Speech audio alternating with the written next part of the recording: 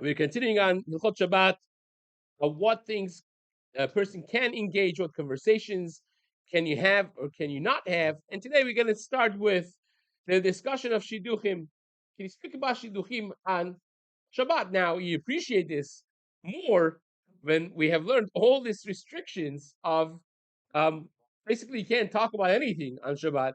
The Yerushalmi says, "Bekoshi itiru b'shlom chavero b'Shabbat." Hardly was mutar. The Tosafot in Masechet Shabbat, the Kufiyugim brings this actually, this B'Shem Midrash Yerushalmi, that hardly it's mutar to say Shalom Aleichem on Shabbat. It's such a holy day, so it's good to know that it's mutar laber b'Shabbat im shatchan. It's mutar to speak about shidduchim, to go to a professional shatchan, sheimtza shidduch mat'im libno lebito, speak about the shidduchim for the children. Obviously, we're not talking about the shul in the middle of the tefillah. That would be obviously asur because of the respect of the Bet Knesset. But on Shabbat itself, it's mutar to speak about shidduchim. Also, it's mutar to get a teacher for your son. You want a tutor for the Torah, for bar mitzvah, for haftarah, or for mishnayot. You want to find, and in the Bet Knesset at the end of tefillah, you want to find a tutor. You say, look, would you be open for hire? Even though he's speaking about hiring someone on Shabbat, it's fine to do that, and it's also because these are all considered sorach mitzvah. To marry off children is a mitzvah. To get a teacher of Torah for your child, it's a mitzvah. Even if you want to find a swimming teacher, that would be mutar. Because one of the things that the father is obligated to teach their son is swimming. Now, even to find, the honest truth is, even to find a tutor, a teacher for a craft, for a job that he could have parnasah from, will be mutar technically speaking, because a father also has to see to it that the son could have a honest earning and is not going to be not a failure in life, and that also is part and parcel of this mitzvah. If you want to find a craftsman, back in the day was craftsman, now it could be pretty much anything. To teach a job and earnest earning. That's also part of the mitzvah ha'ava laben. The Mishnah counts in Masechet Kiddushin. What do you think he's going to do if he doesn't have an honest earning? He's going to cut corners, he's going to steal, he's going to do things that are shady, and it's not good. All these is considered part of cheftzeh shamayim. These are things that HaKadosh Baruch Hu wants. It's the obligations of the father. Like the Mishnah in Perek Bet says, that Torah is very important. It's the central element of our life. It's the epicenter of a Jewish community, Jewish life. But Yafet Torah in Derech Eretz, Shegiat Shenem Mashkachat Avon. For the general society, not everyone is like Rabbi Meir. Rabbi Meir, at the end of the Gemara Masechet says, Maniach ani kol ha'umanut sheba'olam ve'eni melamedet b'ni el Torah. I leave all the other works and jobs, and I only focus on teaching Torah to my son. Yeah, obviously, if you have a son like that, that's going to be a brilliant individual, and he has an atit in Torah and so on, that, especially nowadays, the system of the yeshivot and the kolelim and so on, it's even a mitzvah. It's a tremendous thing to have that happening, and it's a schut. Everyone should daven that the children should be like that. But at the same time, Yafet Torah in Derech Eretz, for the general populace, for regular community members, Yafet Torah in Derech Eretz, Shegiat Shenehem Mashkachat Avon, that both the work in both of them, toiling in Torah and working hard on your parnasah, Mashkachat Avon is a healthy balance of life. Yesh Omrim Shelo Yidaber Elayim Hu Rotzeh Leistaker. But there are those who say, do not speak already details of dollars and cents, how many dollars an hour, and so on and so forth. You just tell him, are you open for hire? My son is like this, that, the general structure of the discussion, and then after Shabbat you could solidify and talk about details as well. To mention already price, that becomes questionable. There are those who even say that that's mutar because it's sorach mitzvah. So what is sorach mitzvah? You could go through details of dollars and cents with it as well. Halacha, kedata rishona lachmir. The halacha is not to speak about dollars and cents. So you could talk about them and say you have, find a tutor for Mishnayot. How much? Oh, we'll talk about that on Motzei Shabbat, right? You don't have to. That you could say Shabbos nishgret. That you could say, we're not going to be speaking about it on Shabbat, but the the general concept of having the teacher and seeing their availabilities and hiring them without talking about the dollars and cents would be obviously mutar. Now, how about thinking about your business?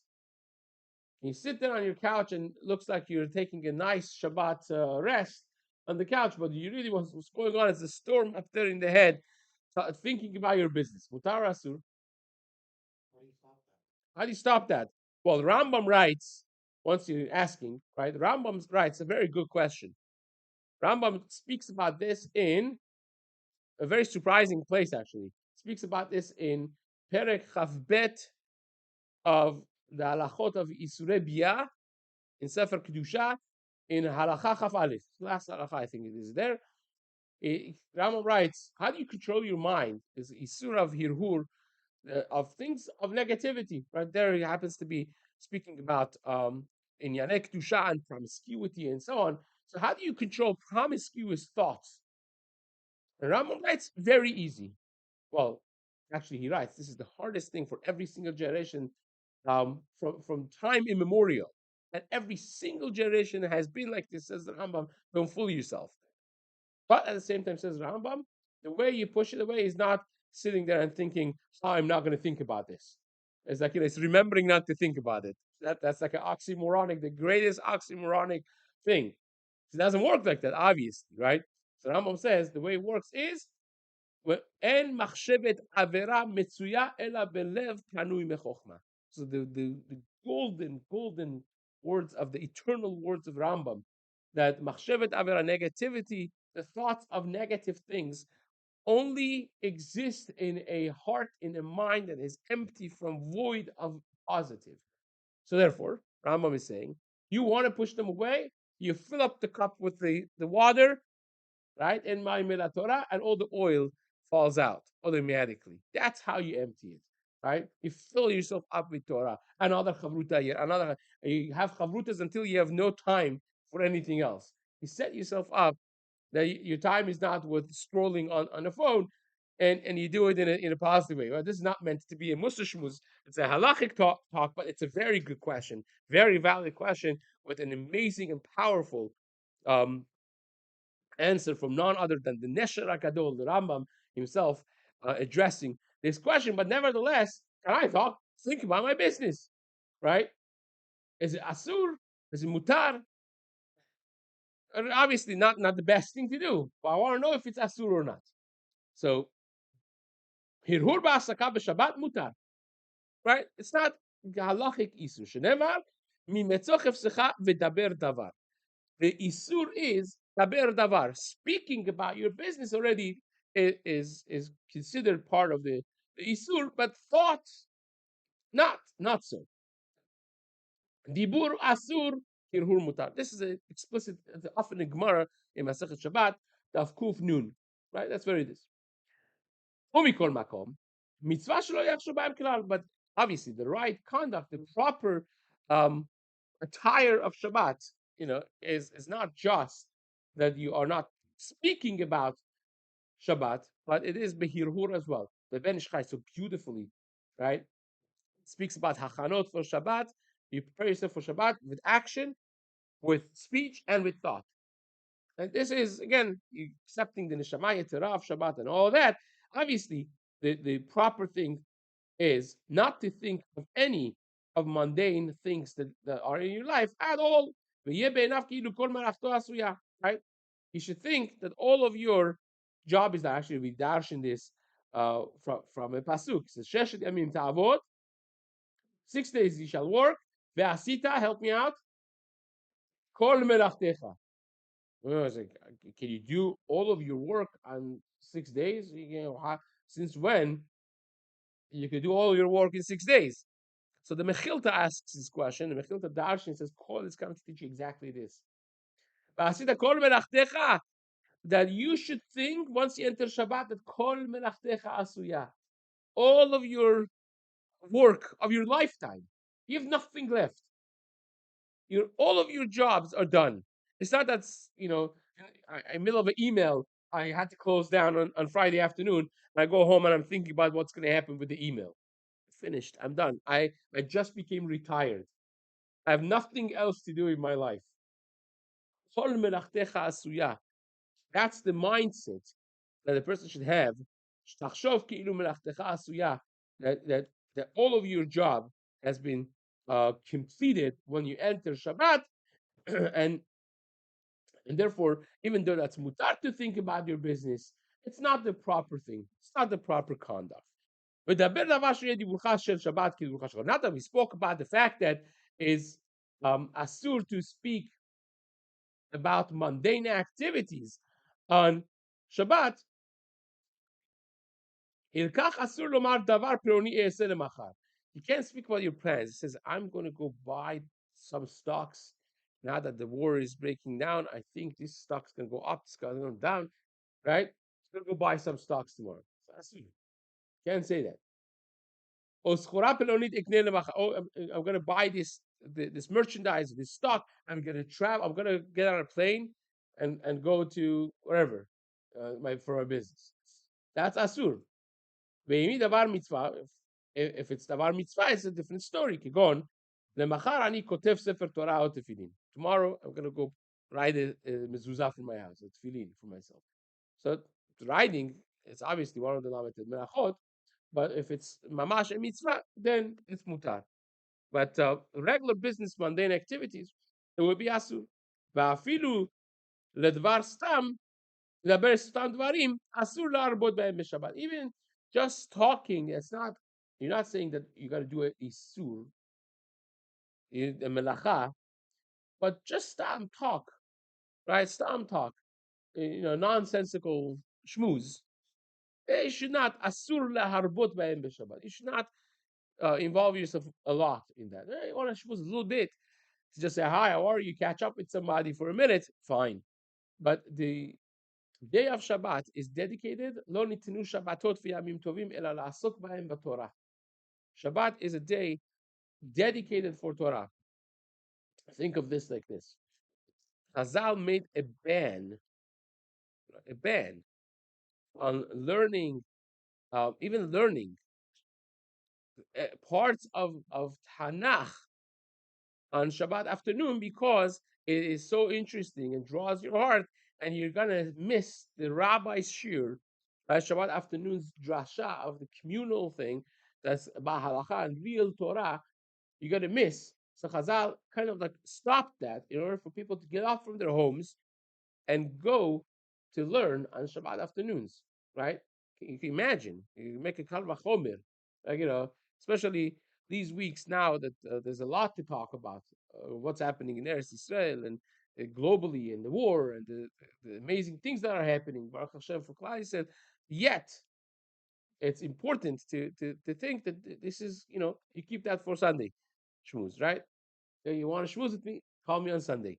Today, I could learn, and you could learn. We could learn b'chavruta, and we'll shmooze tonight, right? We'll shmooze tomorrow. It's time for that. Like the Hafetz Chaim writes in Mashal, he says, imagine if a person goes by the seashore and he sees millions of jewels have been washed off to the shore, right? And what are you going to do? Naturally, you're going to stuff every pocket and every opening that you have to try to pack it in.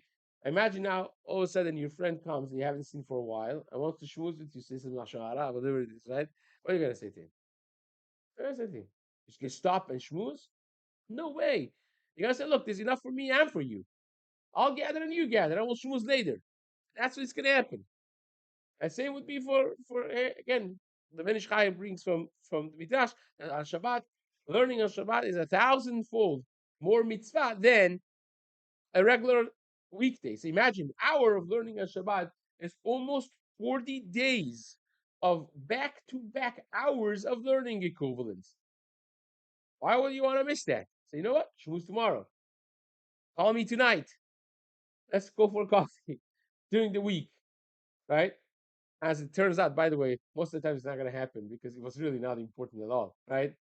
But that's how a mindset of a person should be about Shabbatot v'Yamim Tovim, and also it's mutar obviously to go to someone that is sick on Shabbat, bikur cholim, or to go to someone that has lost a dear one, and to be menachem avel.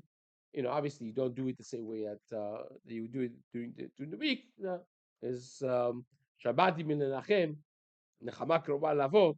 You is a different text, different gisha, different way you approach it, but nevertheless, it would be a mutar activity to go for visiting the sick and comforting the breath. So says one last piece over here. A person is allowed to tell his plans to his friend. Says the krach ploni ani olech machar. Tomorrow I'm going to travel, right? Or um, he says, "Come with me to so and so place tomorrow." Right? You're not telling him to drive a car. Right? You're not saying the method in which you're choosing to go, which may be chilul Shabbat. What you say could be completely mutar. That would be permissible to speak about. Avalo yomar b'Shabbat deklach b'nei ani nosea. Say tomorrow I'm going to go on a train, on a plane, on a car. That already becomes something that you're explicitly speaking about something that involves chilul Shabbat. A melacha should not be speaking about that in that way. Now, if you borrow something from your friend, the Torah Shabbat, right? You need something, you borrow. You want some fruit, some wine. You go to your pantry. You ran out of grape juice. You ran out of wine, right? So you want to go borrow some.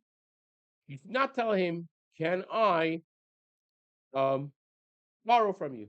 Alveni, right? Lend me. You shouldn't say that because halva'a, a borrowing in that term is a negative. It has a negative Shabbat connotation because stam halva'a is shloshim yom. If you're borrowing, especially if you're borrowing, um, you know, things that are well, the examples of wine and fruits is actually mentioned here. It could be anything that you are saying. I lend me something. That would be not the proper choice of word, but the best would be hashileni. Can I take some? Can I have some grape juice? Right? Can I take some? So it's a diktuk in the language, and also doesn't translate exactly from Hebrew to English the same way. The best is, can I have some grape juice? I just noticed we ran out of grape juice. Can I have some wine? Can I take some wine from you? Right? And then obviously, you don't mean that I'm going to take it and not repay. You'll pay back, but it's a level of zirut to be careful, even in the choice of the words that we use. V'lo yomar lo helach mashkon. Even if you want to leave, a guarantor, you want to put your Rolex watch over there. You shouldn't say that this is a mashkon. This is a guarantor. You say, you know what? Um, you put something there, like a ring, whatever it is that you want to put, and um, don't say anything. It's like, this should be here for me as a reminder that I'm going to come back and take care of this, but not to say something that indicates like a transactional language. We want to stay away as much as possible from transactional language because next thing you know, you may forget and come to write it or sign it or send the text or whatnot, and therefore a person should stay away from that. And next year is going to be actually fantastic year. Speaking about reading magazines, newspapers, news, all those interesting stuff that people want to know about. We'll discuss Bezat Hashem in the next year.